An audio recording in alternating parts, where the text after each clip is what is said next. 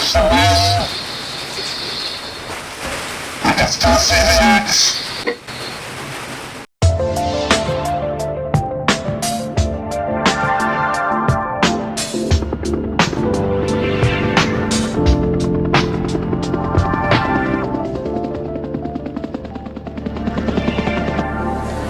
This is an interview for peep-Magazine. We're joined with filmmaker, musician, educator, Mr. Robert Jefferson. Robert Jefferson. Hello there. Did you kill Laura Palmer? I do remember right back in 1991 or whatever, that my dad made us a t-shirt that said, "I killed Laura Palmer" on it. Oh, wow. Yeah, what do you think of that? 1990. That I used to wear proudly, looking like a right geek. For the people who don't know, me and Robert Jefferson will go way back because Robert was actually my lecturer at Northumbria University and kind of paved my way and inspired me to go on my own journey and go on my own path as a content creator. So I want to thank. Look where it led to. I want to thank you, Robert. Look at the monster you've created. I know I want to thank you for kind of teaching us all I know, or taking me brain out, as you say, washing it a bit and putting it back in. Well, that was a lot of fun manipulating your brain. Yeah, thanks. I enjoyed it greatly. Oh, thanks a lot. And again, still one of the best student films I've ever seen was a film called Whitehouse Road. Oh yes. By Mr. Clifton. Oh, thanks, Robert. It's still one of my favourite films. Oh, really? It was great. Oh yes, yeah. I remember it. I remember every part of it. It was burned into my brain. Oh wow. I came to this country in 1940. Said your grandfather. Yes. Amazing. I remember every little minute detail of it. It was a fantastic film. Oh, put in the context of history, but a great character study as well. Really enjoyed it. Hi, thanks a lot. I interviewed Noel McLaughlin late last year, I think it was, mid last year, and he gave us quite a lot of praise for Whitehouse Road. So thanks, Robert, and thanks, Noel. That's what films do. You see, films stay in your heart, don't they? You started your career as a scene painter and prop maker. Yes. In theatre and TV. Could you maybe explain that, Rob, where you were doing prop making and where you were scene painting? Yeah, it's interesting because I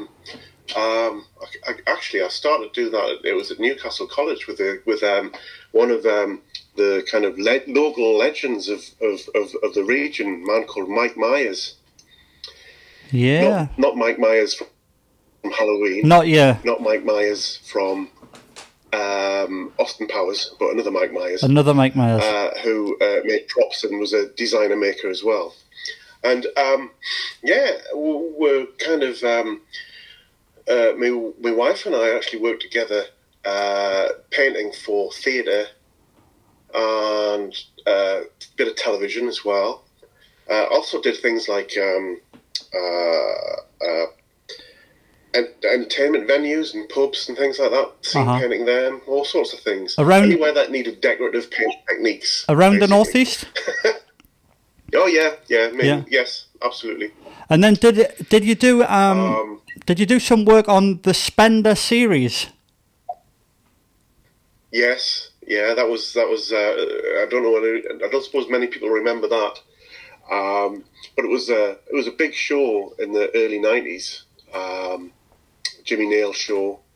Did some painting on that. We painted the police station and Spender's flat, things like that. That was fascinating. I suppose one of the first peeks behind the curtain, I guess, of film and TV.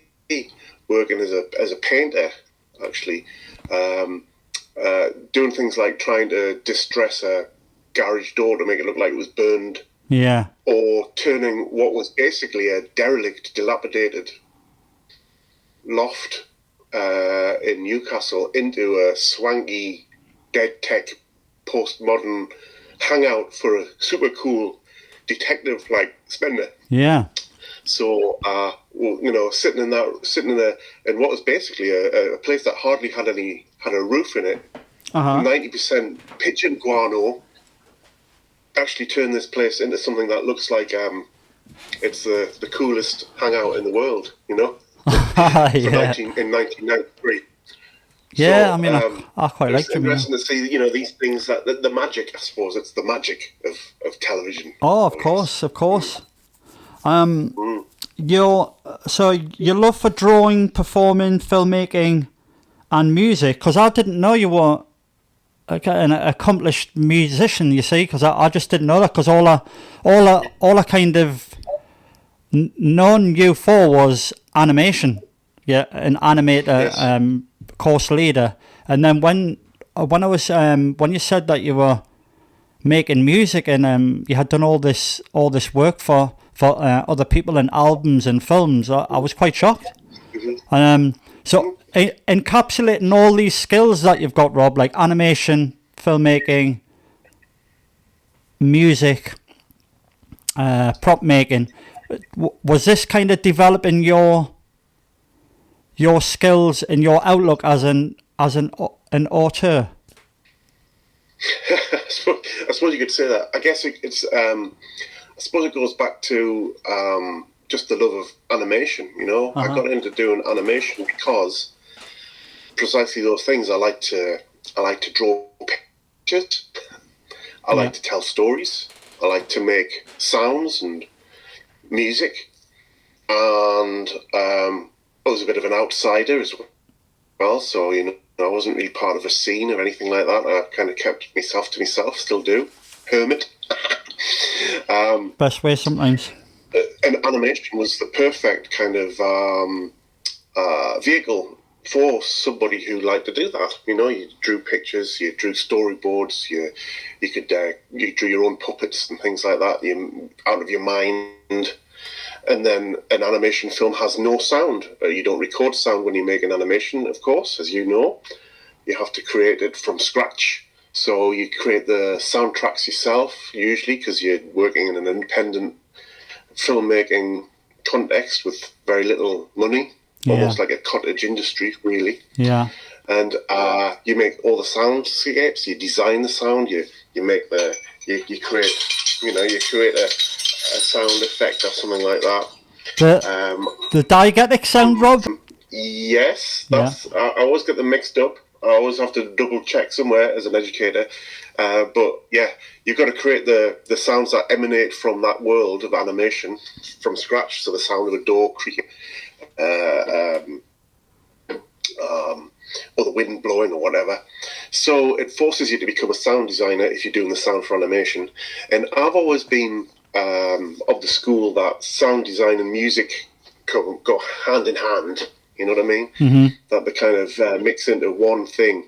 That the score or the musical score can become part of the sound design. A film like Blade Runner, for instance, has got it's a good example of the music actually kind of turns into the sound design as well at points. You don't know where one ends and the other begins. Yeah, of course. You've got a synth wash kind of becomes part of the sound of a spinner going up across the LA landscape or whatever. Or the sound of a fan and a computer burble appears in an office. And you don't know what is music and what is sound design. And sometimes it's very clear to see the difference. Other times they kind of merge into each other, which I think is fascinating. And of course, I also made the music for my animation films myself as well. Mm-hmm. And that's one of the reasons for that is, of course, is to save money as well. Think about one of the great film music composers who's also a film director, John Carpenter, Oh, absolutely love John Carpenter. Yeah. Think about him in the early 70s or whatever, having no money for musical combos to play the soundtracks, and instead finding using synthesizers with his music making friends and things like that to create expansive and electronic soundscape, things like that. So, yeah, that's kind of where it came from. And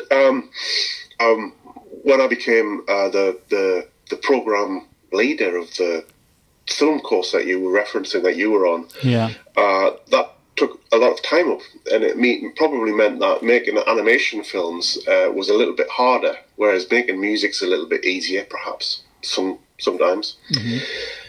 And so quite often I would do a bit of music for my filmmaking colleagues and things like that. In particular, I made music with probably the longest association is with Ian Cottage, who is a local filmmaker, and I did some music for his feature film that he made in Spain called Bosque, which he made a few years ago now. Very small scale, low key drama set in Spain. Did the music for that, so that kind of thing. Yeah, of course. Would some of your influences be? I don't know if I'm going to pronounce this right, but Jan Schwangsmeyer?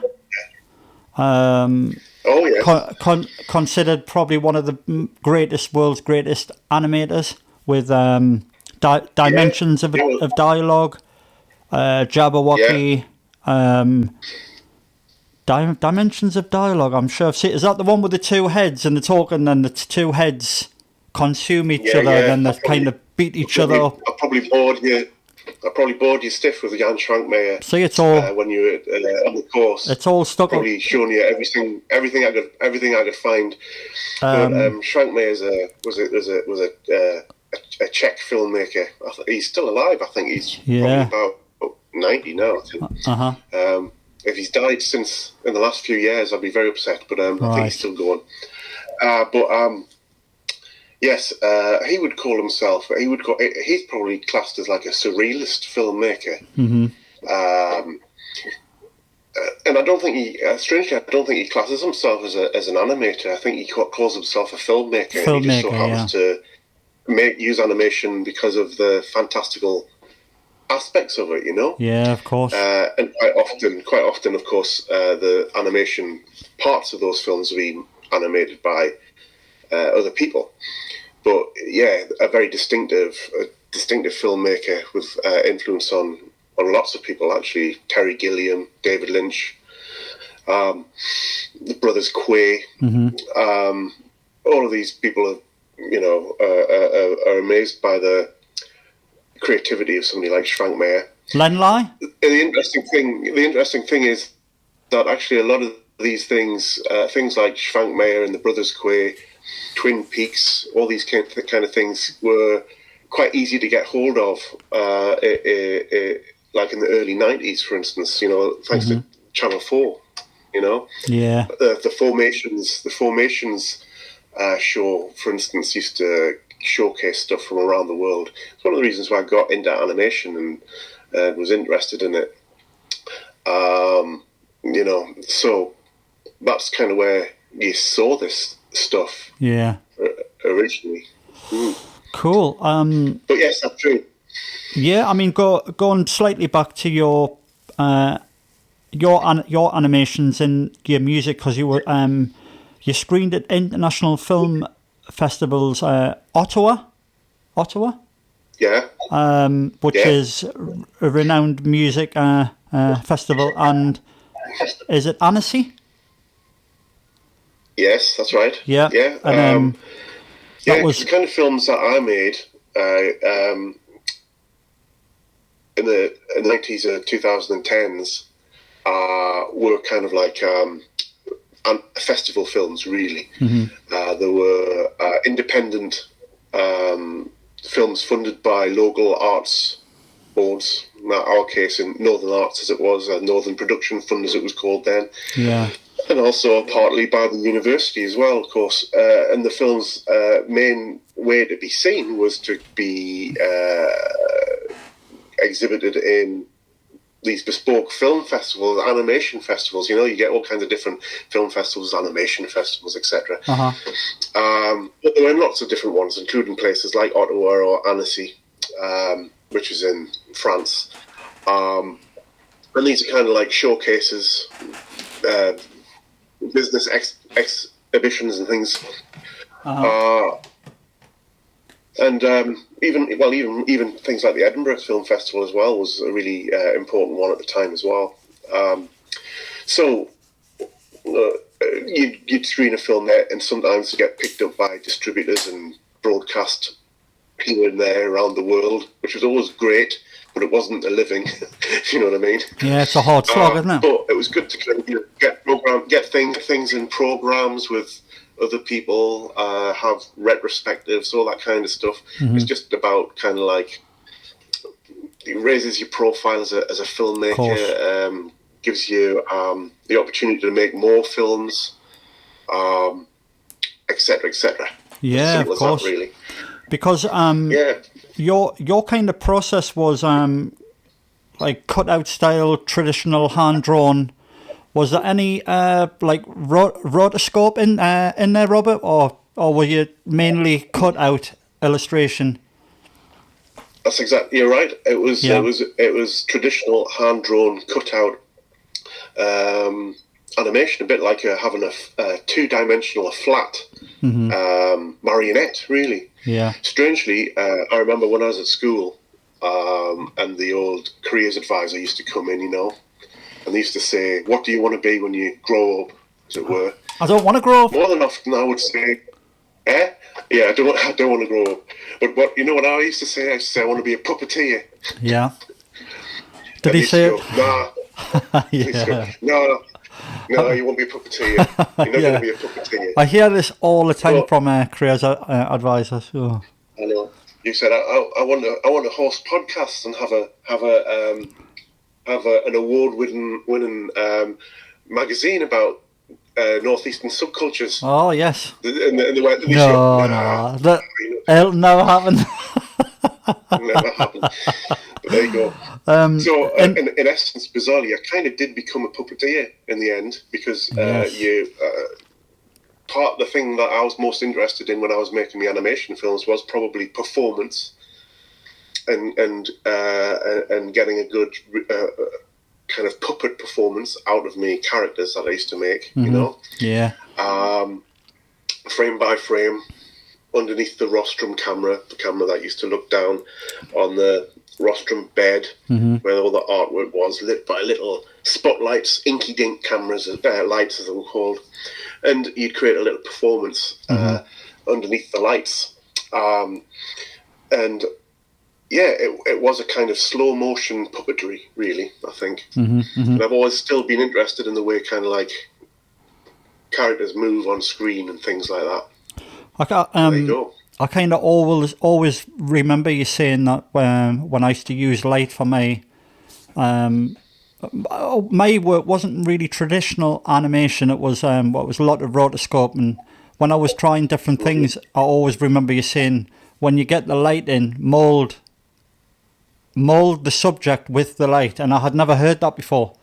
Like, you've got to mold the subject with the light, and it's creating, because an image, or as you know this yourself, Rob, that an image can look quite flat until you start bringing light in, and then you start molding that light, you see, and it's all these little things that I picked up and took off you and Noel as well, and then if I remember correctly, when you were teaching us at Northumbria Uni, you were working on, was it an animation called Scuttlebutts?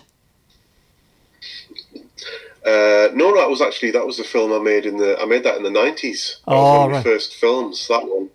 I was right in the name though. Yeah, the name's the name's right. The date's wrong. It was called Scuttlebutt Coffin. Scuttlebutt Coffin, yes. Coffin, yes.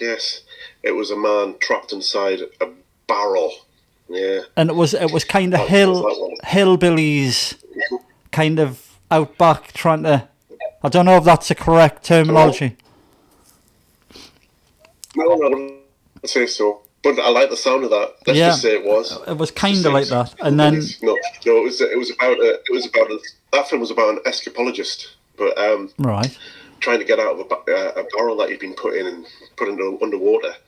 I was kind of the carnivalesque sort of storylines. No, I was probably no, I wasn't working on that one right when I was teaching you. I don't think. Right.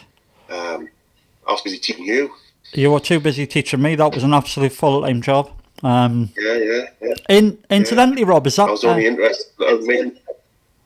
Go on, sorry. Incidentally, is that Max Headroom in the background? Yes, it's more like it's more like the Max Headroom signal intrusion mask. All right. Yeah. Yeah, you know the Max Headroom signal intrusion, don't you? No, I don't. Oh, you like this if you like strange things. About 1987, there was I'm always interested in signal intrusions, which is when somebody hijacks. I know exactly what you're going to talk about. I know exactly what you're going to say, because as soon as I looked at it, Robert, I was like, do you know what it is? It looks like that video when Yeah. And what was there a can of Coca-Cola involved? I believe it was. You were very close. I think it was Pepsi. Pepsi, sorry. Yeah, because I think Max Headroom was in a Pepsi advert. Oh, it might have been Coca-Cola. You might be right. And there was someone bending over, and he was kind of like slapping the girl's bum or something. He was doing something like that, wasn't he? He was on for ages. Yeah, it was. Somebody hijacked the television signal. That's right. Actually, Yes. I think one of them was during an episode of Doctor Who in the US, and all of a sudden this guy came on dressed up as Max Headroom. Yeah. And did all this sort of ribald humour, anarchic humour for a few minutes. People don't know exactly what he was saying, but he was basically making fun of the corporate world and how the character, the very popular MTV character at the time, Max Headroom, who some people might remember, a supposedly computer-generated chat show host, who was, of course, really just done with makeup and graphic effects rather than computer wizardry. But he was using that. They used that as a kind of a satirical interruption to the normal schedule. And I don't think anybody's ever found out who did it, actually. No, but I always love it when somebody kind of anarchically breaks through the edges of normality like that.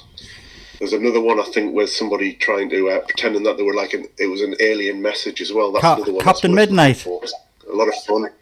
Yeah. It was yeah, they're all on the internet, I think. Captain Midnight. He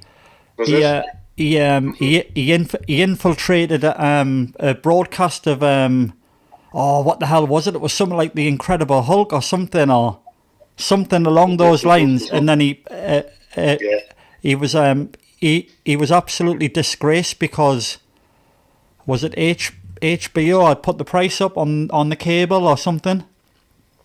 I don't know, but I know that there were lovely little sort of like anarchic pranks that they were playing on the establishment. I love them. I love them. I mean, how they can infiltrate like a massive organisation. I know. Well, I think again, we're no experts on this, but I think the Max Headroom one was quite a simple kind of interruption that they could get hold. They had their own kind of like antenna, and they could just put it on the top of a building next to the original antenna and override a signal or something simple as that. Of course. You just needed it was almost like it was just a superannuated CB signal or something like that. You know, that they could. They could take control of it for 5 minutes or whatever before it was overridden. Oh, that's amazing, isn't it? Or they changed the frequency. Fascinating stuff. I think it's interesting. It's absolutely great, it is. And it's great that us are actually talking about it, like 40, 50 years down the line or something. I know, yeah, absolutely. You know what I mean? It's just we've gone on for it'd be about 33 years or something like that since that happened. Yeah. It's fascinating stuff. But that of course, that isn't the mask that was used in the signal intrusion. No. I made that out of papier-mâché. It looks ominously like the exact same mask, but We'll just I was leave that actually, I there. made it. I know. Well, I tried to make it look like the mask from that Intrusion, because I was going to make a little film about it, actually. Ah, right. So I was thinking of making. It's like, loads of ideas float around about films and things like that. Yeah.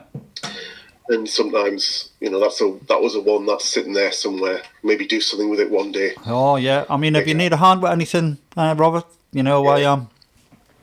We'll make a film about the Max Headroom signal intrusion. And Captain Midnight. Yeah. See what happened behind the scenes. How it actually happened. What happened just before they done it, or a day in the life. Yeah. So a day in the life of the Max Headroom signal intrusionists. Intrusionists. That's a title. So that Intrusionists. That's quite good. The Intrusionists. Yeah. Part 1. It's nice, isn't it? Part 1, Part 2. That sounds good. Sounds pretty good. With me talking about the cauldron was. Oh no, I didn't mention the cauldron because there was another film. There was another film you were working on when I was at university, and it was with David Soul. Oh yes, that probably was around about your time, wasn't it? Yeah. And for the people who don't know David Soul, he was. I'm just going to give you the audience a quick update because some people might not know who he is, but he played a starring role in Salem's Lot, which absolutely terrified me. That film, it's so low key film. Whoa, what's that? I'm wearing a Salem's Lot t-shirt today. Wow. Isn't that weird? How weird is that? Salem's Lot. Look at that. Oh, right, was that his shop? Antiques? That's the shop, yeah. Wow, how strange is that? Straker and Barlow. How weird. Straker and Barlow. Because Salem's Lot was absolutely amazing. fantastic, It's one wasn't of the best TV movies of all time. That's what I was trying to get at, like a TV movie, and I mean equally as terrifying. But I'll tell you the bits. I'll just get this out of the way. When there's a few bits that really stick in my head with that film. The bit where the woman takes him into the house and she kind of seconded him in the bedroom, just like lying on the bed, and he's like not interested. Yeah, he's just not interested, and he's looking through the curtains, and he's like, he's trying to find that guy with the antique store, and he's like, is the antique store like around here? And she's lying on the bed, all like provocative, and he's just not cared. He's not interested. He's just fully focused on this antique store, but and then not many people know he was the cop in Dirty Harry's Deadpool. He was in the second Dirty Harry film called Magnum Force. Oh, was it? Oh, I thought it was Deadpool.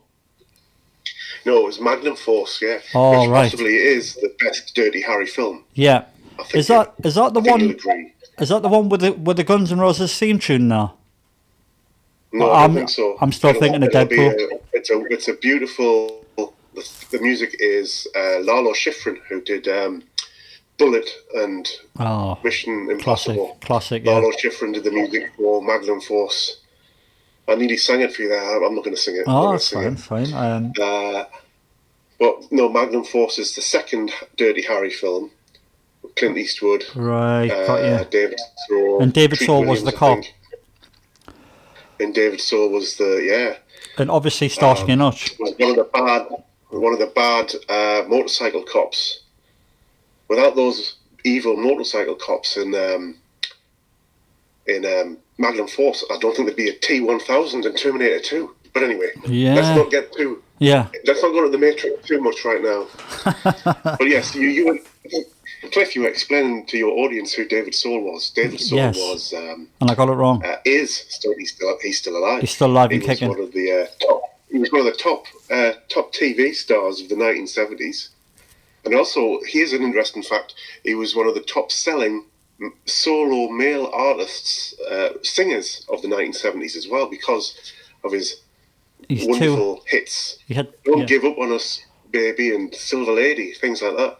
Yeah, I wanted to ask about those tunes because those tunes kind of stick in your head, but they're kind of like a novelty songs, aren't they? Would you say?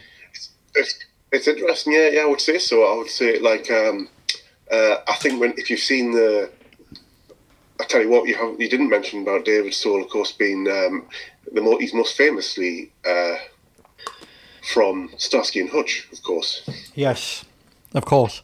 Which Probably has one of his probably biggest. disappeared into most young people probably don't know what that is anymore. Mm-hmm. They might remember the Ben Stiller film, which of course they made fun of the music, the song "Don't Give Up on Us" as part of one of the comedy skits in that film, didn't they? Yeah, but actually the song "Silver Lady" is pretty good. I love Silver Lady. Yeah, it's brilliant. It's absolutely a brilliant tune. I think as he's a brilliant guy as well. Pop rock. I think he's an absolute cool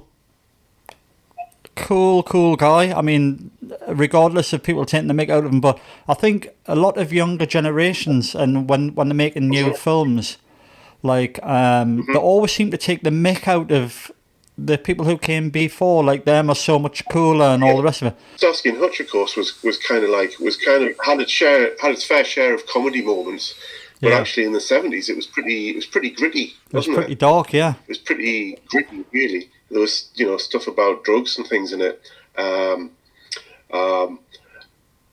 Interesting enough, one of my childhood memories is of a thunderstorm, which actually took off most of the chimneys of the houses in the street I lived in. Wow. Yeah.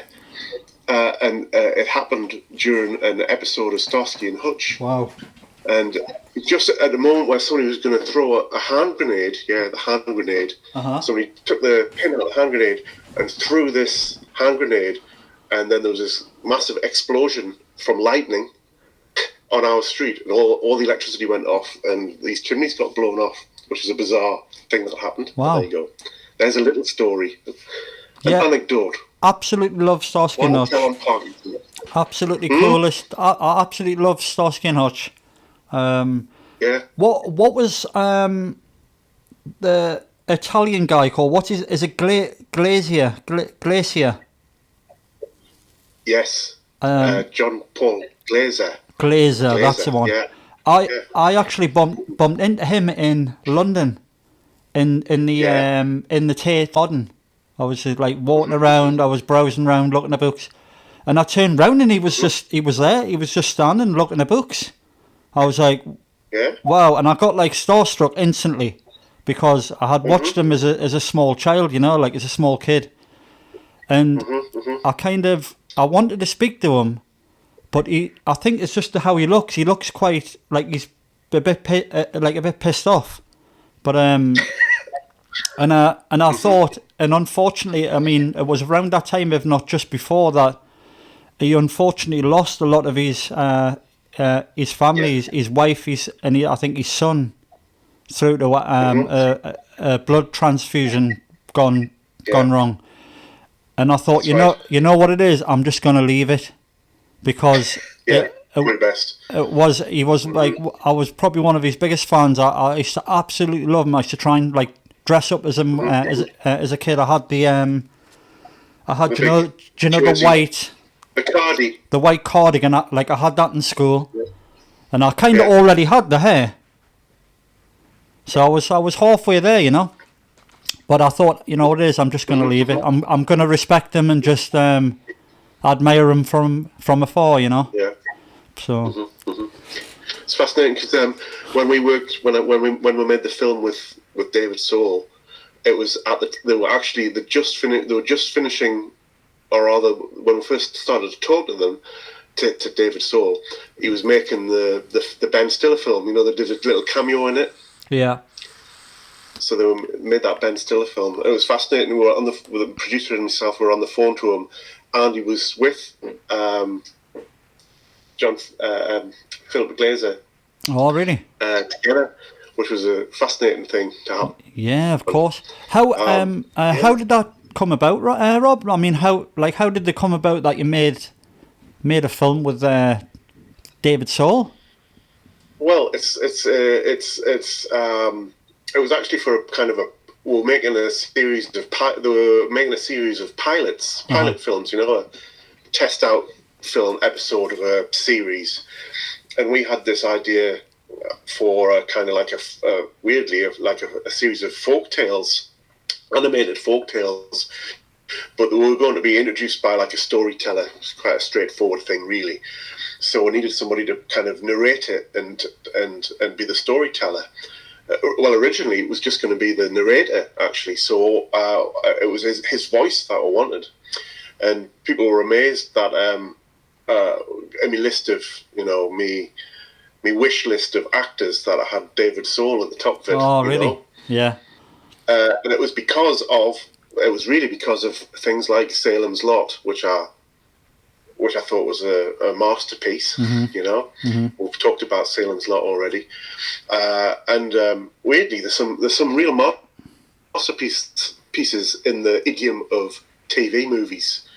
He's in another TV movie which I love, and Cliff, you like this. If you can probably search it out and find it. Yeah. There's a TV movie by Dick Lowry called The F.B.I Murders.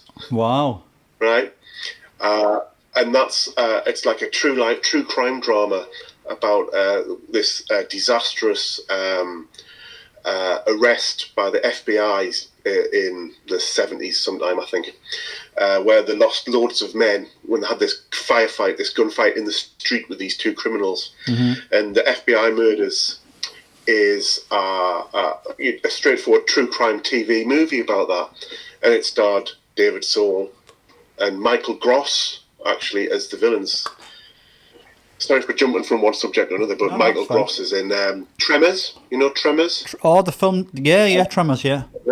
Tremors. That's The Michael Gross. horror movie Tremors. And Ronnie Cox as well. Ronnie Cox, who's did loads of things like Total Recall, things like that. Mm-hmm. But anyway, that's a great film as well, The FBI Murders.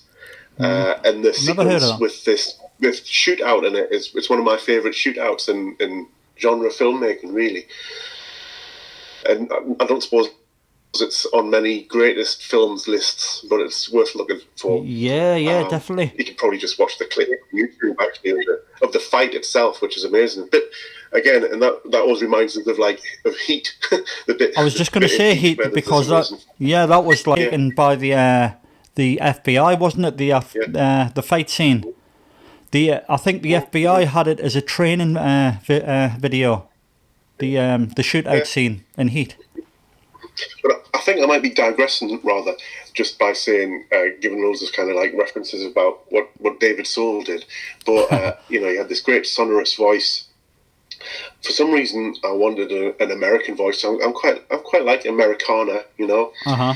And I thought it would work well with the animation, and it did actually. He read the narration out really. Well, what you do is you send you get in touch with the agent and you send the script and the hope that they're going to get to read it. And he read it and liked it. We sent it to a couple of people actually, and most of them liked it, but some of them weren't available. Uh-huh. But he was, and I really wanted him. And he had a small slot between, I think, doing that cameo in that movie and doing Jerry Springer the Opera. I don't know if you remember Jerry Springer the Opera. I've never seen it, but I've heard of it, definitely. It was it's probably something that's dated a bit because Jerry Springer's sort of disappeared into the history of television, hasn't he? But Jerry Springer the Opera was a very good satirical show. And David Soul played Jerry Springer in that for a period. In the recorded version of it, it's David Soul as well. So if you want to see it somewhere, he's in it, and he does a great job in it. So there was a slot where he had a gap, and he did our tiny little film up in the northeast of England. So that's how those kind of things happen. Wow! You've just got to. I quite believe in getting the right actor for the job. Yeah, of course. Associating yourself with names and things like that, it can be quite useful. Yeah. And what was that film called, Robert? Was it called The Cauldron? No, it was called. You're quite close. You're nearly there. It was called The Dark Lantern. The Dark Lantern. Yes. The Dark Lantern. Yes. Yeah, of course. It was a pilot for a shit show, but we just made the pilot. Have you got these on YouTube, or are you planning on getting some of them up? I will at some point, but Get them up on actually, YouTube. one of the strange things about it is they're all on. Most of these were shot on a format called Beta SP, things like that, Oh, which yes. is the kind of the broadcast standard of about 20 years ago. And most of them are sort of sitting around on those tapes still, and need transferring from one thing to the other, and then digitizing and all those kind of things. So there's not that many of them up there anywhere for people to see. That's probably one of the problems of making most of your films 20 years ago. Yeah.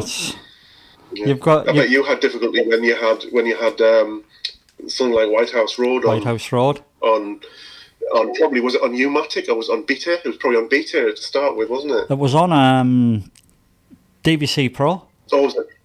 Oh, DVC Pro, yeah. DVC Pro, absolutely loved those cameras, but if you put a battery in, they lasted for about 20 seconds. And I kind of remember being on a film shoot, and I put the battery in, and it lasted for about, I'd say about 5 minutes, and I've called Mike Gallen, and I says, "Oh, Mike, I've got a bit of a problem. We've started shooting, we're all here, the actors here, but the battery, there must be something wrong with the camera." He says, "Oh, how long did it last?" I says, "About 10 minutes." He went, "Oh, yeah, that's about 10 minutes. I was like, "Oh, no." So, the joys of working with cameras and all the rest of it, but... Did you have many backup batteries, or did you not go out? Did you just have the one? I think we just had the one, but I'm just thinking, what did we do? Did we plug the power in? Must have plugged some kind of power in, because we didn't want to use the power because of the big cable, and it kind of restricted we, you see. So that's why I kind of needed the battery, but I got it done anyway. So something must have happened. Well, it worked. It worked, yeah. It worked all right. But while you were still teaching at Northumbria University, you were doing... You kind of took your eye away from animation in your spare time back to music. Is that right? To focus back on music. Because, I would say so, possibly. Because you said it was logistically easier. Well, logistically for certain, yeah. Yeah. It doesn't take quite as long.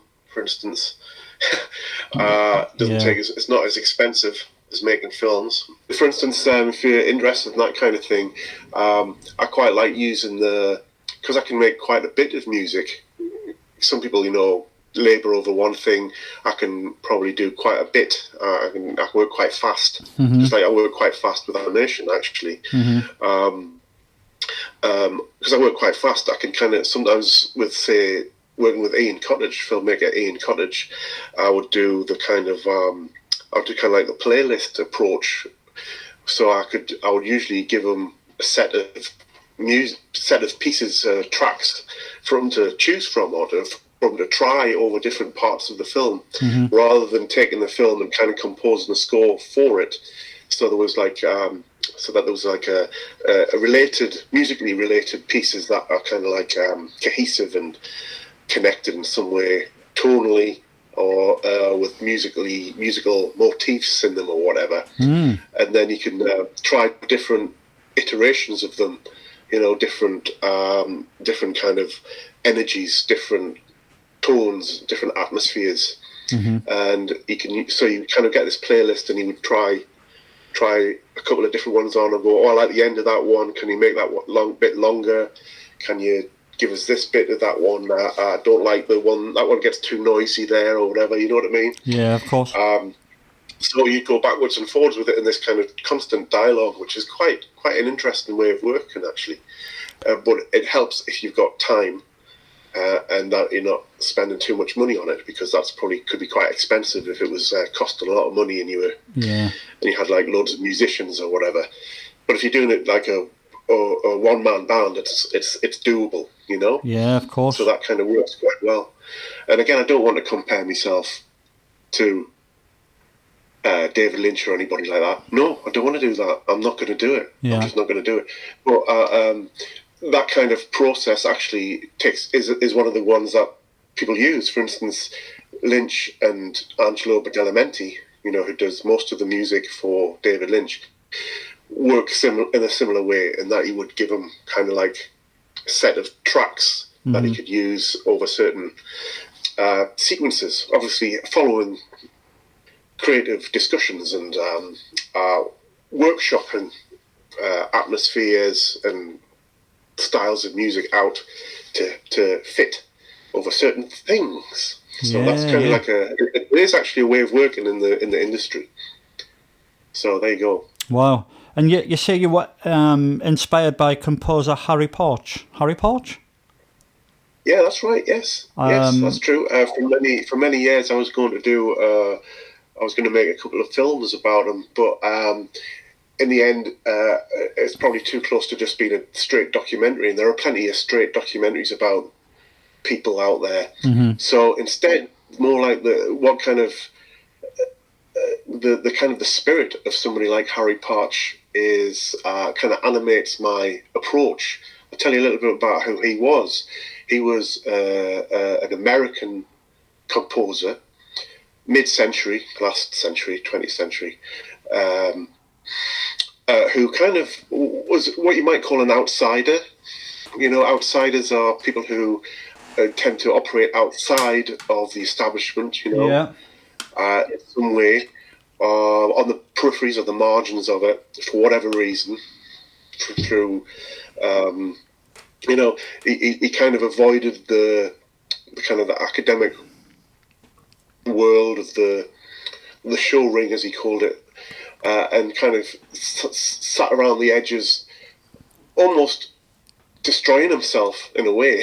Right. in that he kind of like created his own instruments and used his own musical scales and things like this.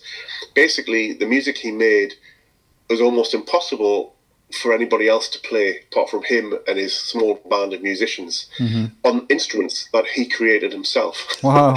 Okay. Yeah. So he said I'm not a instrument maker. I'm a philosophical man who's been seduced into carpentry. And he said he liked, so he created his own instruments out of stuff. It started because of the American Depression, the Depression of the 1930s, where Arch had become an itinerant worker, riding the rails, what you might call a hobo, So actually he used to make music on things that he found, like a broken car horn or some glass jars from a radiation laboratory. Wow. And he used to make music on this. So he made this percussive music, which has influenced people like Tom Waits or David Thomas of Pere Ubu, all sorts of people. And of course, other avant-garde composers as well, like Steve Reich and people like that. Oh, I love Steve Reich. Parch, because the percussive stuff. Yeah. But Parch always was on the edges, an iconoclast, I think you might call him, involved in what you might call a kind of a heterodoxy, which was basically doing it the wrong way, outside, doing something different, not doing it the way that you would expect it to be done. And it was lo-fi, and it was visceral. And it liked to combine performance with the music as well. So I guess some of those things kind of like are things that have influenced what I do as well. When I make music, I usually do it in a lo-fi style, use broken instruments or toys to make the music with, things like that. Like a lot of my electronic stuff is basically toys, I was trying to see if I had hold of something, but I can't. What is it? Oh, wow. Oh, wow, There's a bit of piano. Excellent. Just a toy piano. But, so that's kind of, that's how things can influence you as well. Or you can just take on their approach as well, rather than the actual sound of the music, Yeah. So that's what that's about. Could you I think I know what it is, but I didn't before we started this this interview. The term lo-fi. Could you explain what that is? Well, I suppose it might mean quite a few different things. I guess some in terms of some musical genres, it's usually just about noisy, indistinctly recorded, basically recorded music. But I suppose it's the opposite of hi-fi, so it's low fidelity. It's not really that concerned about clarity or precision. It doesn't mind, or rather it might even positively quite like things like harmonic distortion and buzz, You might want to actually include the sound of an amplifier hiss or something like that. And why would you do that? It's because you like texture and grain, things like that. Or you just simply don't like polished and clean sounds, or you in fact want to positively reject technical precision. That's what I would say it was. Yeah, brilliant. Yeah. I was a bit confused to what the term actually meant. It kind of what you talk. Of course, it still has to be clear. You still have to be able to hear everything, but sometimes distortion or buzz or harmonic sounds can create a kind of an ambient atmosphere of granular texture in their own right. It kind of reminds us of when I don't know if you've seen it, Rob, but I interviewed Noel McLaughlin like last year. I think I mentioned it, and we talked towards the end about I saw all these names run through my head. I can't remember them all, but could it be Lenoir?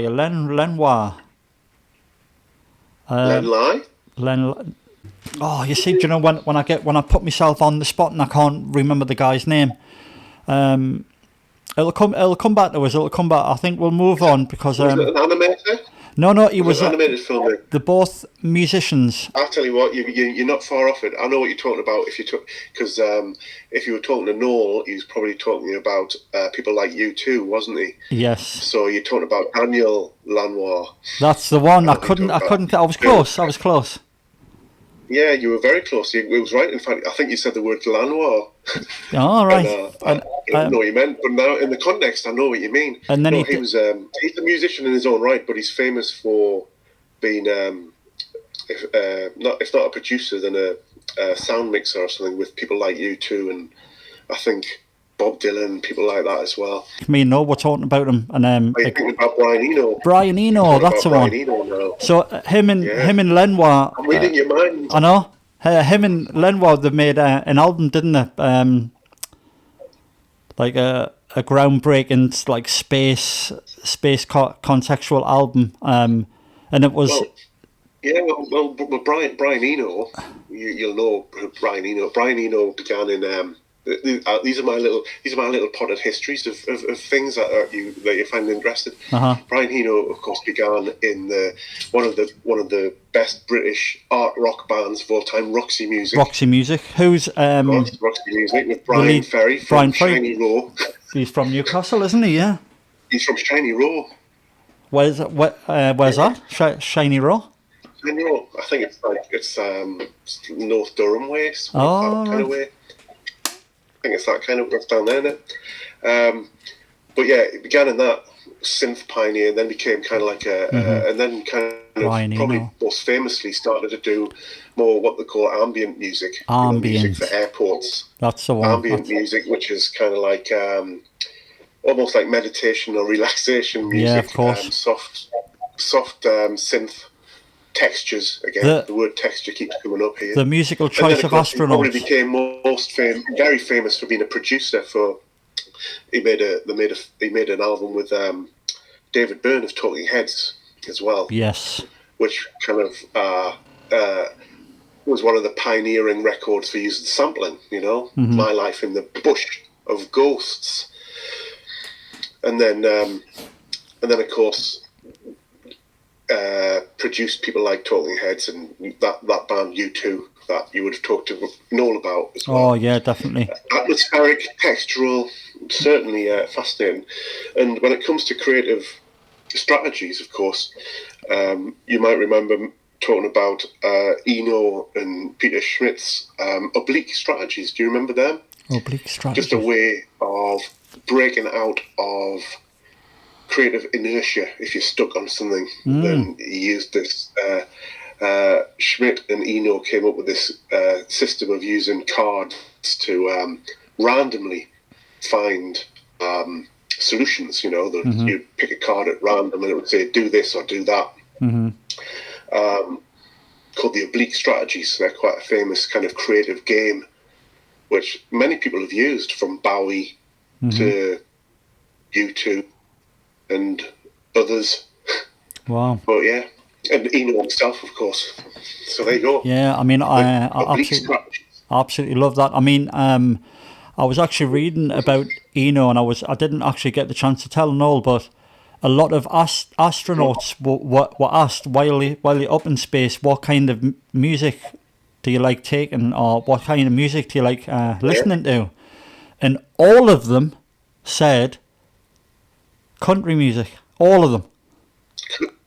Country and Western. But there's a thread to that, because the Eno album, that with the space context, he says it's like a country album, because he's got the flatbed guitar. I don't know what you call it, like kind of Hawaiian pedal steel. Yeah.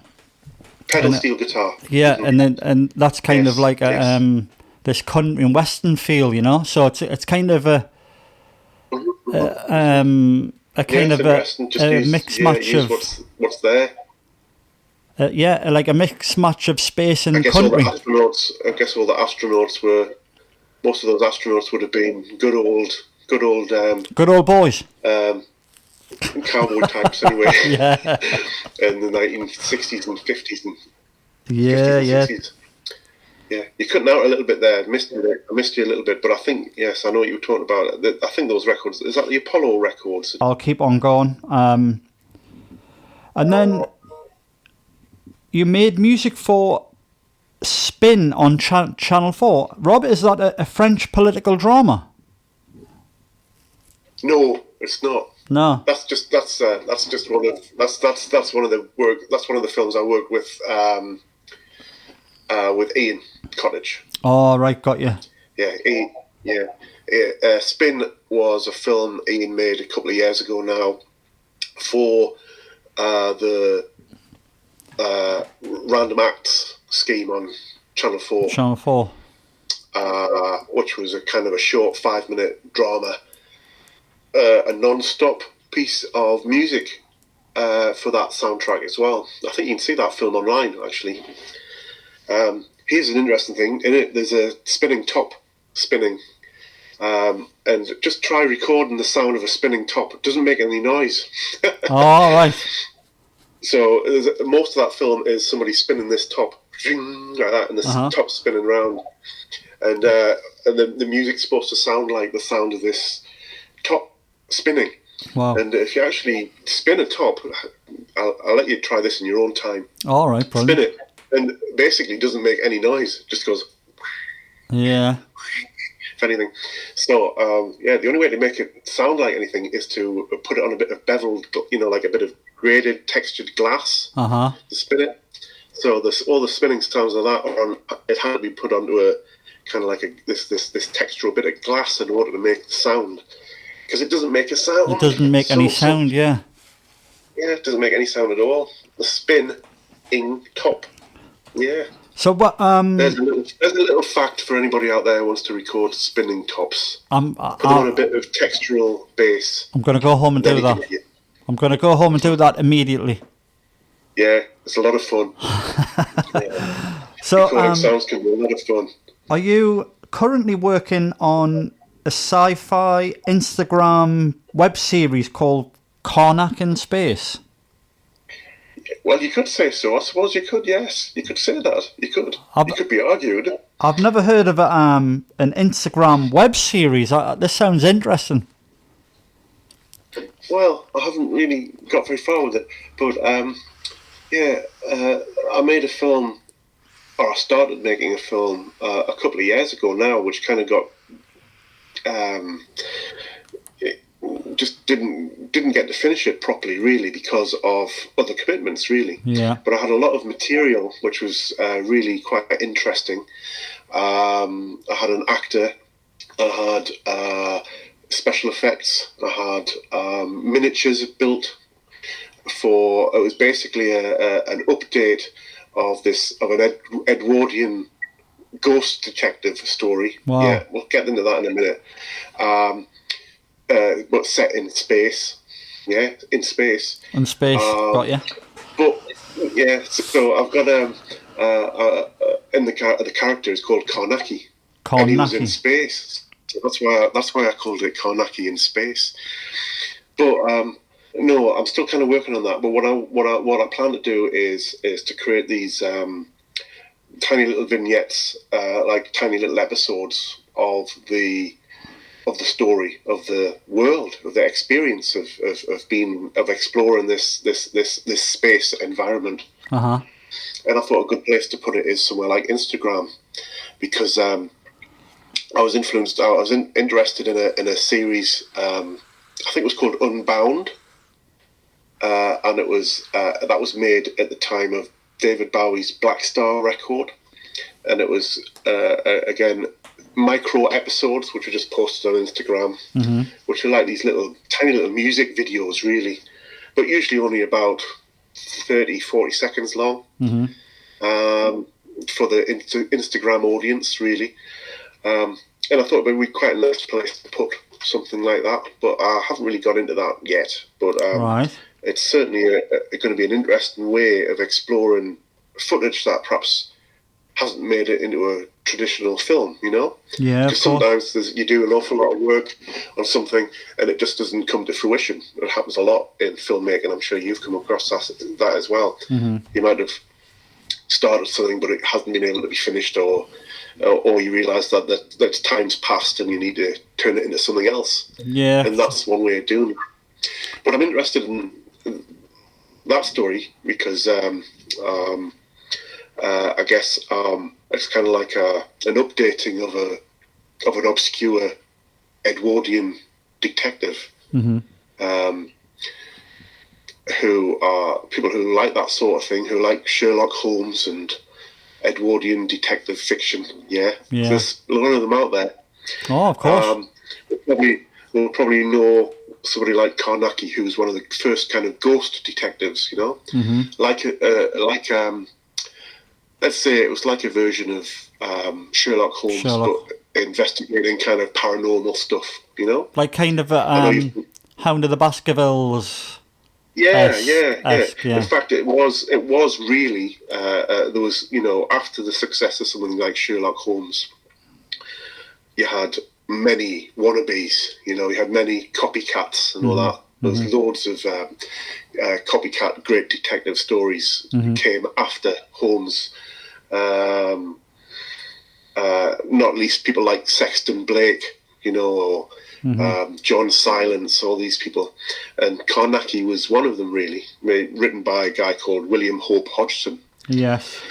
Who was actually killed in the First World War, so that kind of brought it all to an end. And there's a large fandom for people like Karnaki stories, because there were only so many stories written before he was killed in the First World War. And fandoms often want to continue stories, you know, they want to keep the stories going. And you get people writing, you know, the next story, etc., or what would have happened if he'd gone and met this person or that person.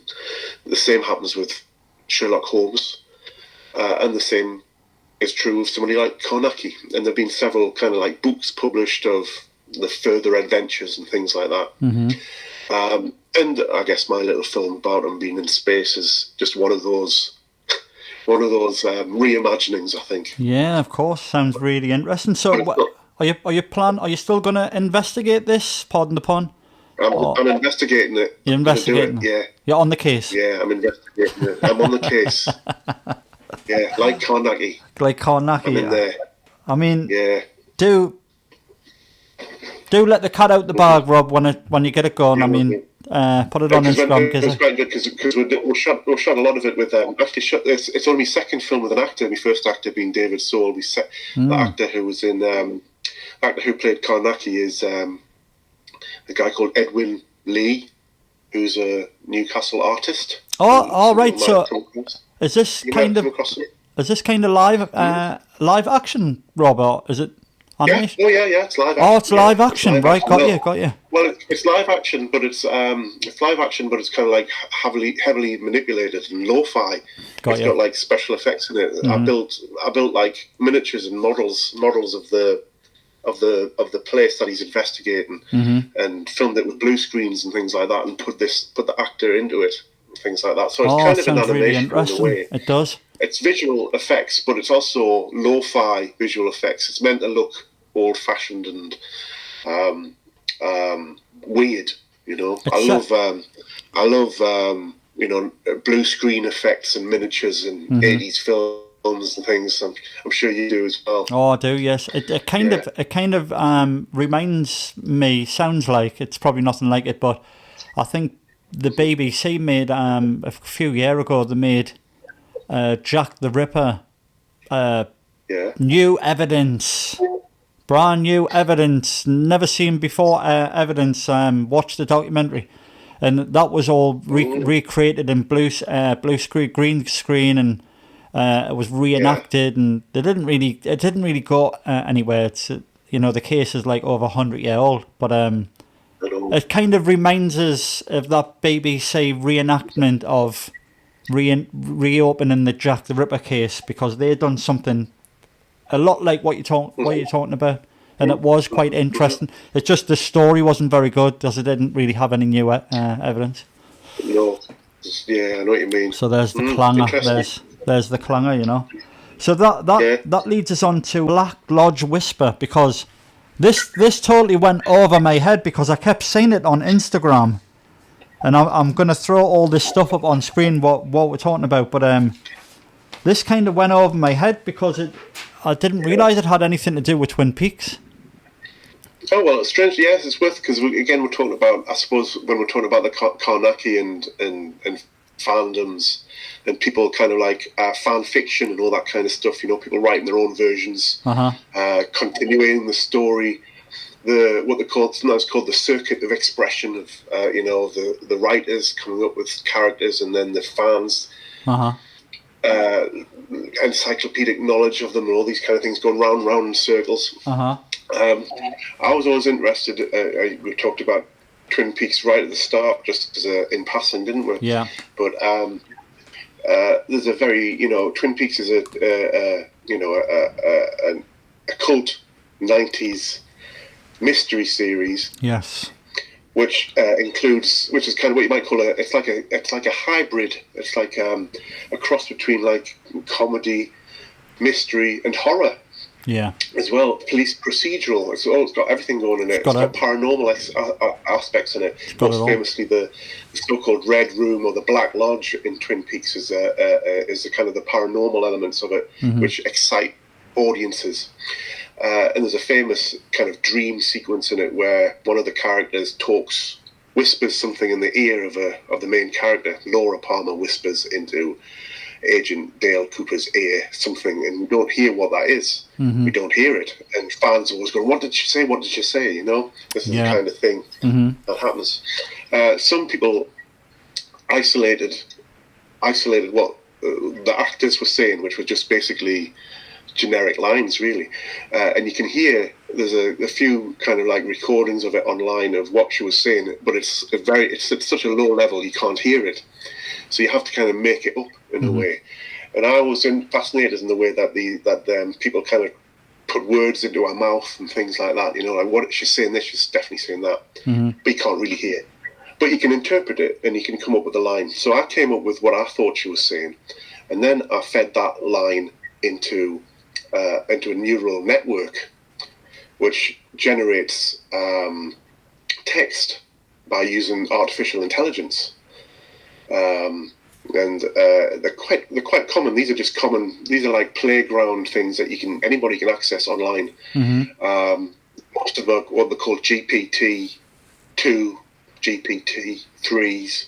That's just the type of network that they are. Which programmers have programmed a computer system to analyze massive swathes of text, so that they know how to generate a certain type of set of words that make sense, or at least the hope that they make sense. Some of them are simpler than others.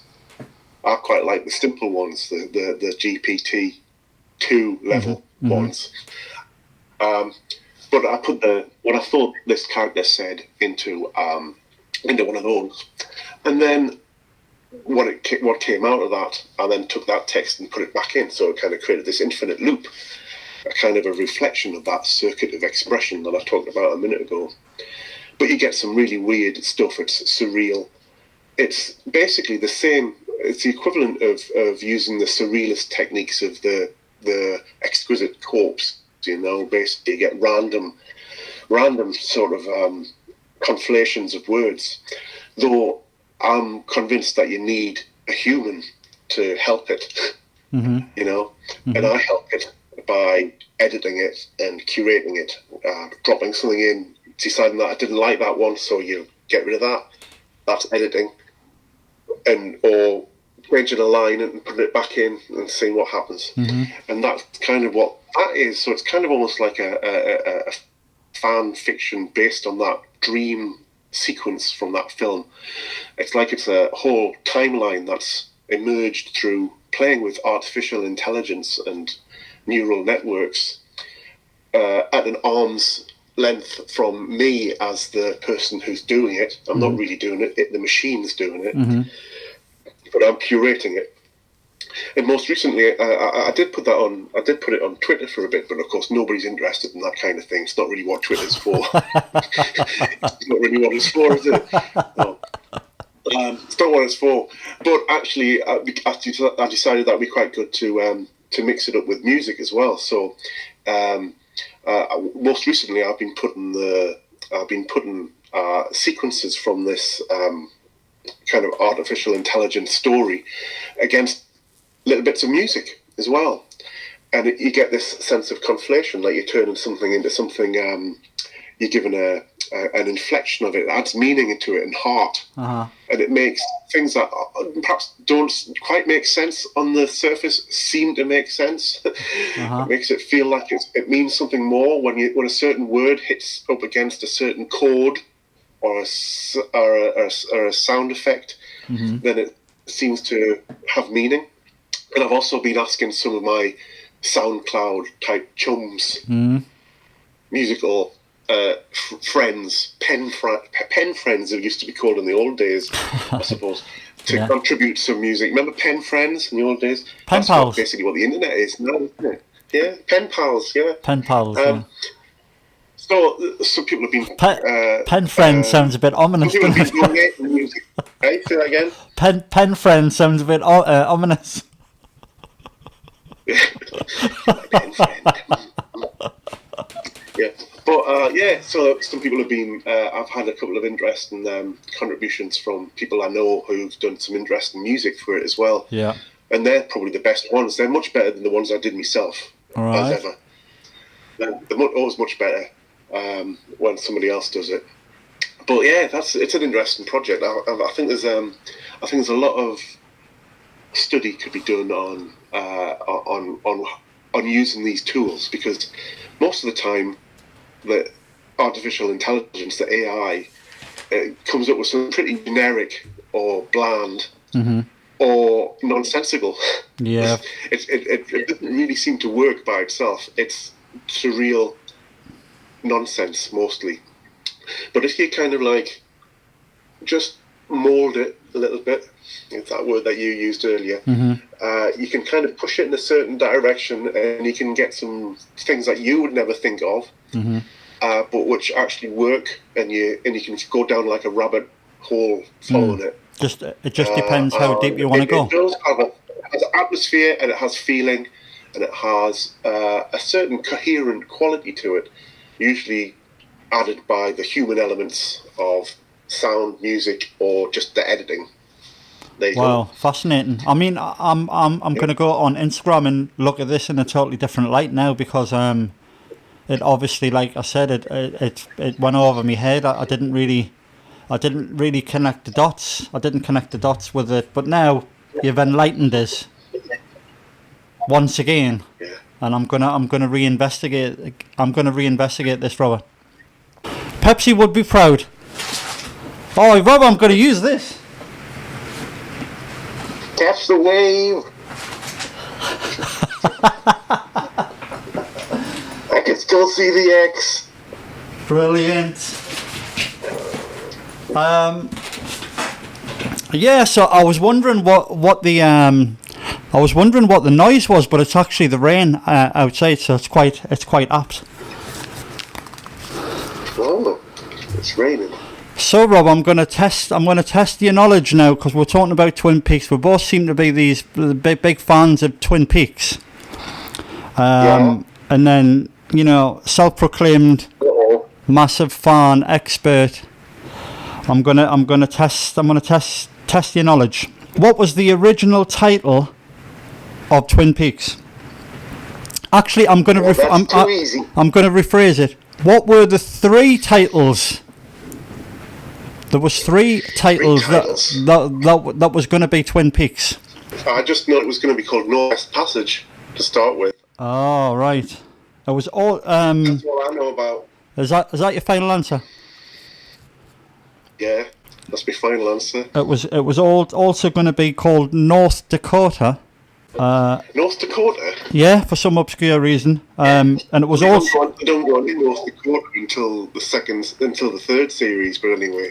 And then it was. I'll let them off. It was going to be called the Heartland. Yeah. Yeah. Wow. I'm dropping knowledge. Yeah. Yeah. This is probably an easy one for you. How many different endings did they shoot? How many different killers did they shoot?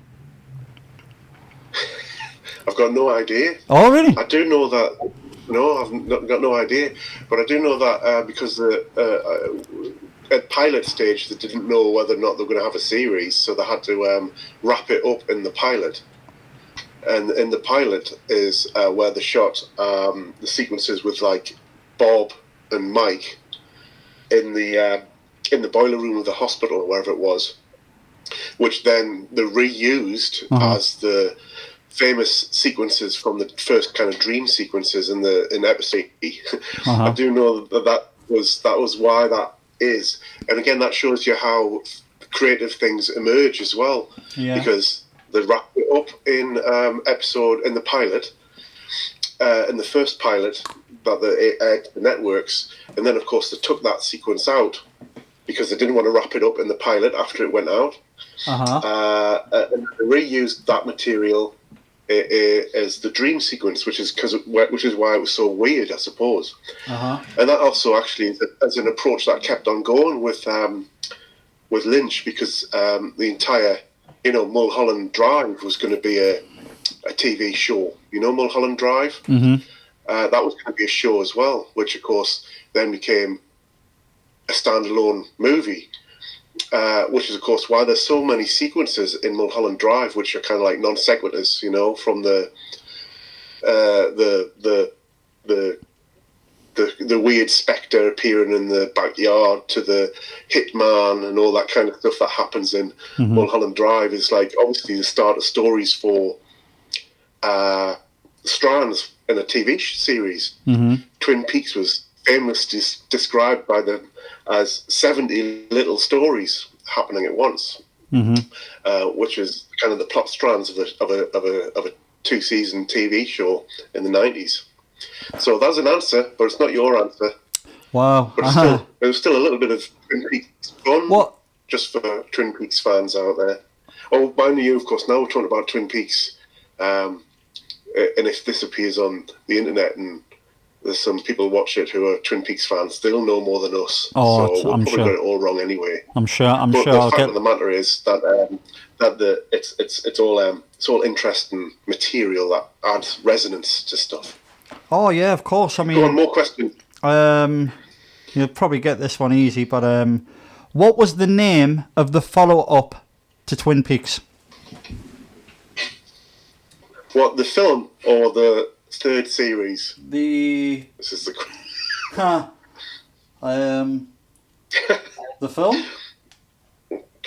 because of course immediately it was followed by Fire Walk with Me, Yes, that's the one I'm looking for. which of course That is correct. wasn't very well received at the time. Yeah, I haven't In seen fact, it. I don't think I liked it very much, to be Right. honest. I wasn't a big fan of it myself either. Right. It was a little bit, it looks at the most unsavoury part of the Twin Peaks story, the terrible story of Laura Palmer before she died, which is extremely unpleasant, actually. But it still has some of the best.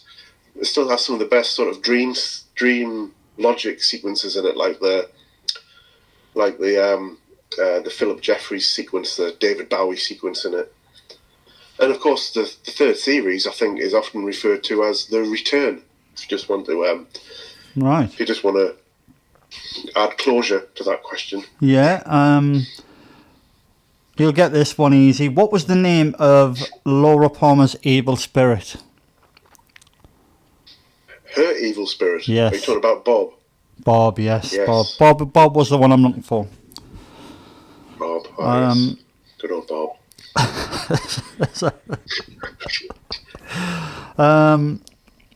Yeah. Yeah, this is an interesting one. What was the name of the woman in the unsolved murder that inspired Twin Peaks? I don't know.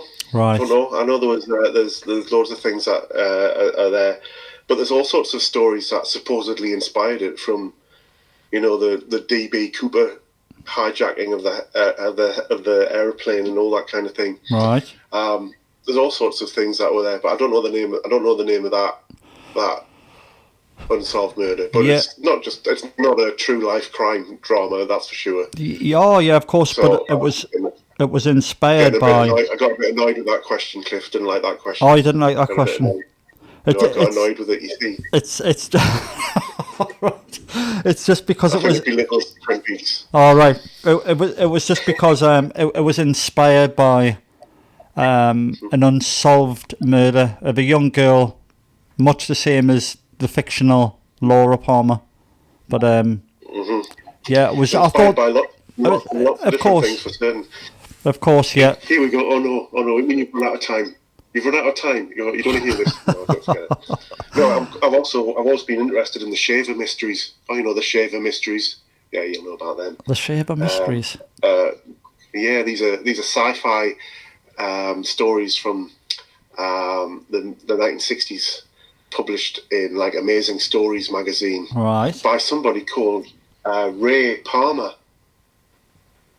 Which again, these are influences to the stories of Twin Peaks. Names are important to people like David Lynch and Mark Frost, and it's interesting that there's Leland Palmer and there's Ray Palmer, who was part of these mysterious stories about spirits that lived underground and all this kind of thing. Right. There's all sorts of fascinating little strands you can look into. I guess when you're talking about exciting fans, and this is something that maybe we talk to students about, there's got to be material there for you to find out about. There's got to be a wealth of material to excite you. So the more kind of like details and strands that you can say inspired you or were an influence on you, I think, or that you can reference, is another little rabbit hole for fans to go down. Oh yeah, of course. A bit like your story, yeah. You're right. So I'm quite interested. I don't suppose you'll know, but what was the gesture that Laura Palmer made, and what did it mean by she's saying "I see in 25 years"? I mean, this is not a trick question. I basically just don't know the answer to this, and I thought you might know. Well, it's possibly because that's part of the paranormal aspects of Was it something like that? of the Red Room. Yeah. What's that? Was it something like that, or she was doing something? Oh, that gesture. Oh yes, yes. I know what you're talking about now. I understand what you're saying. Well, that's simply the kind of like that's simply the kind of motion or gesture that a magician's assistant might do. You know, you know when a magician's on stage and they're doing something like sawing somebody in half or opening up a vanishing cabinet, and they have a beautiful assistant in the olden days. Then quite often that assistant would stand there presenting it by pointing it. It's just it's just like a vignette of a person kind of saying, "Here you go. This is what's happening." It's presenting a magic trick. Actually, that I think. Wow. Or even an assistant on a game show who presents like a legend on a backboard would do that, wouldn't they? To look at this means watch this trick or see this thing. That's what that gesture means. And then the phrase itself is just it's about how time kind of doesn't mean anything in that space. It's a little bit like, you know, the end of 2001: A Space Odyssey as well, isn't it? You know, where that Keir Dullea ages and was reborn through some kind of quasi-mystical process. So is Cooper, who of course ages in that sequence as well. And most astoundingly of all, if that's a sentence, of course, 25 years later, they did in fact see each other again when they remade, or rather when they completed the series with Twin Peaks: The Return in 2007, 2018 or whatever it was, 2 years ago. Right. Roughly 25 years later. So there you go. Wow. Of course, they weren't to know that then. No, of course. It's almost like magic. It's all a bit, I wouldn't say supernatural, but I mean things like this happen for like happy accidents. Have you noticed? Because I mean for years I've been taking like a camera around, and then, you know, like documentary style, I've worked a few jobs with, you know, taking shots, and something always seems to like oppose the complete opposite to filming. When I've got a camera in my hand, something good always seems to happen. And I actually call it, Rob, I call it because I had a game years ago with the Spectrum, and the game was called Gift of the Gods. Yes. And I've always had that like run of words running through my head from a kid as I've grown up, and then I always seem to get presented with these gifts. Like when I'm holding a camera, or I'm in the space where I should be taking photographs or documentary style, something always presents itself that will split second will never happen again in eternity. It won't happen. But remember, you put yourself in that. But you've got to be in that space. Everything adds up. Everything ends up at that point because of what you're doing, because of the way that you're looking at the world. Yeah. Because you've decided to go out on that particular day with your camera or whatever. So yes, it does present itself, but it's because you're sensitive to your environment as well. Remember, you might remember a bit of a mantra that I used to say all the time when you were the student of mine, and that is, you know, creative people become sensitive to their environments and their experiences. Yeah. So, you know, the reason why these moments present themselves to you is because you're looking for them, for a starter. Some people just don't look for them. Yeah, you've got to be in that space. Some people aren't sensitive to them, and it's not paranormal, I don't think, but it's certainly about putting yourself in the right place. You know, the classic "you make your own luck" sort of thing. You know, you're prepared. You know what you're looking for. You're in the right place. You put yourself there, and eventually something will probably appear. Sometimes it won't. But when it does, those are the moments you remember as well, of course. But it's because you're sensitive to your environment and your experiences. I mean, you can record it. I'll go with that. I'll go with that, definitely. Because something cool always seems to present itself, or someone will come up, and you know, it always seems to happen over the years that I get these obscure shots that that you know you'd never get walking around. But I'm sure I'm not the only one who talks like this, but it is great. It is absolutely great when it happens. Creators David Lynch and Mark Frost wrote a script called Venus Descending. Yeah. The actual script was about another female. Do you know who the female was that they were referring to? No, but I know that Lynch has done loads of projects and about all sorts of stuff that haven't happened. Yeah. No, it sounds like a reference to the Marcel Duchamp painting. But go on, tell us, what is it? Marilyn Monroe. Oh yes, I thought that. Yes, you're right. Yes, I think bizarrely I had Marilyn Monroe in my head then. Yeah. I thought he was going to do a project about her at some point, but I think they're both it'll working. Never happen now. Yeah, no, it'll never happen. It'll never happen. Would you believe No. it? Text through Instagram, like over the years, we've always been, you know, we've always tried to keep in touch. And then it's just I probably knew this when I was still at university, but it come to fruition that we're both huge 2000 AD fans. Yes. And and I just wanted to kind of go over this quickly because we're both avid fans. We've been collectors of like 2000 AD, and I've got a monstrous collection of 2000 ADs. I've been collecting over the years, and I've actually got some under the table. Do you want? Yeah. Do you want to come round the back and I'll show you the good stuff? Yeah. Let's see it. Oh, what a plot. So I've got.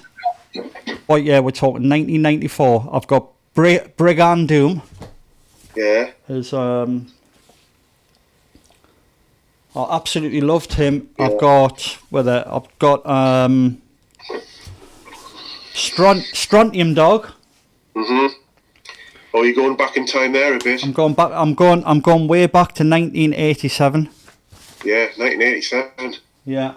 The year of the Max Headroom signal intrusion. Oh, really? On a side note, there was a story in Strontium Dog where he went because he could flip back in time. He could go forward. He could go backwards, sideways. He actually went back to bring Adolf Hitler back in his time to put him on trial for war crimes. I thought that story absolutely blew me mind. Strontium Dog. No, it's great. British comics were great. Oh, this is, of course, where we'll also show how much older I am than you. Because I started, obviously. Well, actually, I followed a comic called Star-Lord. Star-Lord. Yeah, which had things like Robusters and Strontium Dog in it, and then that merged with 2000 AD in the late 70s, and then I followed 2000 AD for 10 years or other until I outgrew it a little bit, perhaps you could say. Yeah. But so I guess I was the golden era of the late 70s and the early 80s, I suppose. My love of it. I did have other comics as well. Like I had, actually, strangely, I used to inherit older DC and Marvel comics from a cousin of mine. So I had Marvel and DC comics from like late 60s. Wow. Bizarrely, that's the ones I read. And then of course there was all those terrible kind of Second World War comics in the 70s, like Warlord, Battle. I didn't much care for them really, but that's all that there was. Everything seemed to be about the Second World War in the 1970s. It was really weird. Yeah. Action Man was all Second World War, you know, fighting the Nazis and things. And then, of course, along comes 2000 AD in like the late 70s, which was amazing. And it was so gritty and satirical, even for like an 8-year-old, 9-year-old to understand it. Yeah, I mean, we all kind of got it, didn't we? Wonderfully violent.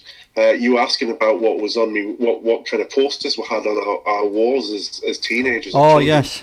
And I remember that I didn't have many posters, but I painted murals of Judge Dredd on my walls, and then I realised actually I painted over that one and painted Nemesis the Warlock over the top instead, because that was actually my favourite one. I love the writer Pat Mills. I love Pat Mills, Nemesis yes. the Warlock and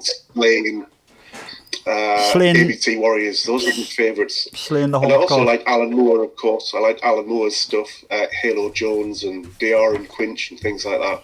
These were my favourites. Things like Dread kind of like bubbled along as just the general kind of like noise of 2000 AD, but I like it. Look at this cover. What do you think of this cover? Look at that cover. Oh, wow. What do you think of that? Is it? Look at Yeah. that. Look at the quality of that. Absolutely brilliant. This is probably the first time I ever saw rim-lit artwork, with backlighting. I mean, that's a cover by Brendan McCarthy there from the early days. Star Lord. Some of my favourite art was by him, actually. That's amazing. That's I don't know what, are you allowed to show that on look at this one. I dug this one out the other day. Look at that colour, look at that spread. Look at that. Isn't that amazing? Absolutely The amazing. Retreat. That's called The Retreat from Volgograd.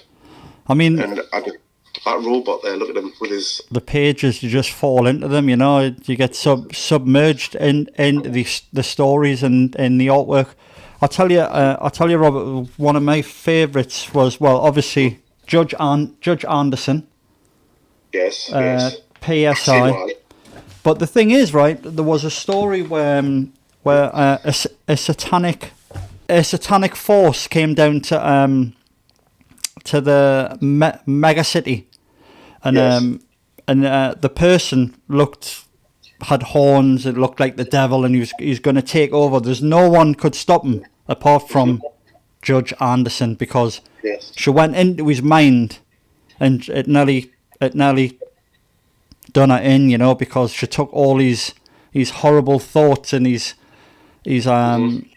manipulation of the world, how he's going to turn the world. And that story went on for about a month. Just every week, just constantly reading, like, what's going to happen? Obviously, Strontium Dog. I'm getting to the good bits, but Judge Anderson. Well, I was reading, strangely, I was reading, I got one of the Rebellion reprints, I've got all the progs, as they were called, but they're never in order. So you always get really annoyed when you're reading one. You want to get the next one. You go, what happened next? Yeah, and you get them mixed up. But the reprints, of course, have it in. And of course, I was reading the Apocalypse War in Judge Dredd. Oh yes. Which which has nuclear destruction of the planet. It has one of the spreads is the planet blown in half. And I was just remembering what it was like in the 80s to be terrified of nuclear annihilation constantly, and no wonder we were terrified of it. If you were reading in your comic book the destruction of the world between Mega City 1 and the East Meg South Block or whatever it was called. Yeah, they all had their own blocks, didn't they? Basically everybody dies. It's Yeah. so dark. Wow. And there's like spreads of like the sky filled with nuclear bombs and things like that. And we thought, well, we'll never ever have to worry about that again, thankfully. Oh, wait a minute. Oh well. I've got the annual by Pat Mills, and Simon Bisley was one of my favourite artists. You must have heard of Simon Bisley. Oh yes. He disappeared at the end of my kind of readership of it, because I stopped reading it in about 1980 something, when I was 16 or whatever. But yes, that's he's one of the great. He became one of the great artists. Slaying the Horned God, beautifully illustrated by. Is that the one with the shiny? It's like got shiny pages or matte pages. This is comic book nerd talk now. Shiny. Oh, you got the shiny. Oh, you can't get that anymore. Really? No. The next print's got matte pages. I have actually got quite a rare one. I mean, I don't know how rare this is, but this was Heavy Metal Dread. This was one of my favourites. This was my go-to, for years. As I was intensely drawn and stuff. But Heavy Metal Dread was just beautifully written. John Wagner and Alan Grant, and obviously illustrated by Simon Bisley. And there was a story in there because a story in there about the Great Osoli, and he was basically going through customs, and then Judge Dredd pulled him to one side because he didn't like overweight people, did he, Dredd? I mean, you wouldn't get away with this now. If an overweight person went by, he would say something derogatory and get them lose their temper, and then he would. Sometimes he would just kill them on the spot. He's not a nice guy. He's not a nice guy. And it was never really about him. The Great Orsoli, they kept pulling lots of things in customs out of his butt. Well, that sounds like a high class. I mean, high point. It doesn't sound very exciting, but the artwork absolutely. Let's call it satirical. That's what you call it. Yeah, but artwork's great. The artwork's Who's absolutely. That artist? The artist Simon Bisley yet again. Oh, was it? And then when Dredd's got to take the walk through Oz because Dredd gets old, and then he's got to. I got Tale of the Dead Man, where Dredd actually has to take the walk, the walk of death through Oz, and then that's where all judges go. That's correct, isn't it? And then oh, and then I just want to top this off because one of the stories that really caught me imagination was in Tale of a Dead Man, but it was when a young boy wrote a letter to Dredd. And I thought it was in a different story called Letter to America, but I must have got it wrong. But he basically, it starts off with him. Can you say that, Rob? Yes. Yeah, I can. He basically writes to Dredd saying like, why are the judges like this and why they're so mean, and I'm doing a college paper on it, and why why can't you basically treat people with like respect, and why do you go on like this? But it was just a short letter to Dredd, and Dredd like started reading it, and it really caught his imagination about this young kid writing to him. Oh yeah, well I think it's probably at its best when it's it was a fascinating comic because it was satirical, wasn't it? It used science fiction as a satire. Judge Dredd and his colleagues are all fascist. Muscle men, really, aren't they? Yeah. But the stories did all kinds of satire and different things. It talked about racism, talked about there was feminist stories, all sorts of things in there. Brilliant, and of course there were also just silly science fiction adventure stories as well. Oh yes, and but something like the Pat Mills stories were always filled with contemporary references and things like that to music and news stories and all that kind of stuff, and that seems to come through in those ones as well. And it was always fascinating. I was fascinated how there weren't any superheroes really. Well, not until you get somebody like Zenith, who kind of came in a bit later. But there were usually just ordinary people who were like extraordinary characters or had amazing technology. Strontium Dog's just got like a load of different types of guns and bombs, and Judge Dredd's gun does all sorts of different things, and his bike does all sorts of different things. But they're not superheroes. They don't fly. They're just kind of definitely. They're just people. It's kind of futuristic. I much prefer that than like Superman and all that kind of stuff. Oh yeah, I mean definitely. I mean the bit. I can't think of any. Actually, I can't. There are of the golden era that I'm talking about up until about mid '80s. There certainly weren't any superhero characters. They were all aliens or men with technology. And again, when a superhero did turn up, like Zenith, I don't know if you remember Zenith. Zenith, yeah. Then he was mixed up. Yeah. or it was mixed up with things like the Cthulhu mythos and all kinds of stuff like that. But yeah, always distinctive and brilliant. and influential to the way that we approach. You know, I just showed you that artwork there. You know, you know, that's from 1970. I was precisely 8 years old when I first saw that. Wow. And again, but that's why I wanted to draw, and you know, I have made a career out of drawing, even as an animator. You know, I'll do some. I love drawing. I do more drawings. I drew all my films. If it wasn't for seeing something like, you know, if it wasn't seeing something like that, I wouldn't know how to storyboard something. Exactly.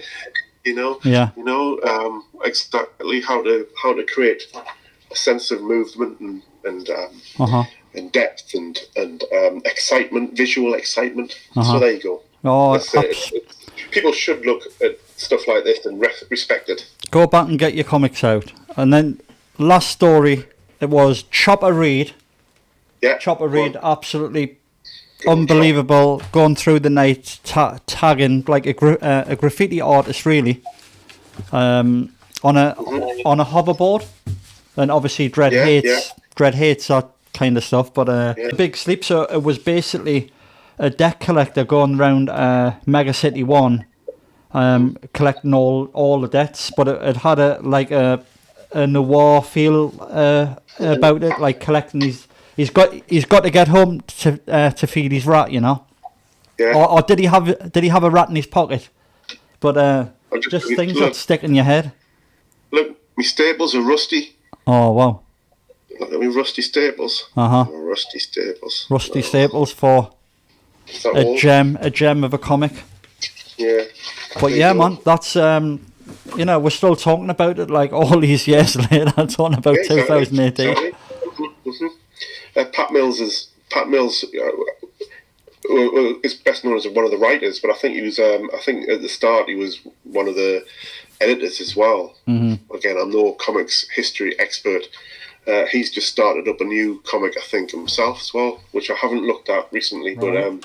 But he's trying to do what he did in the early days. I don't know whether it works, but it's good to see that he's still trying it. He's still, he's still doing it. It's called Space Warp, I think.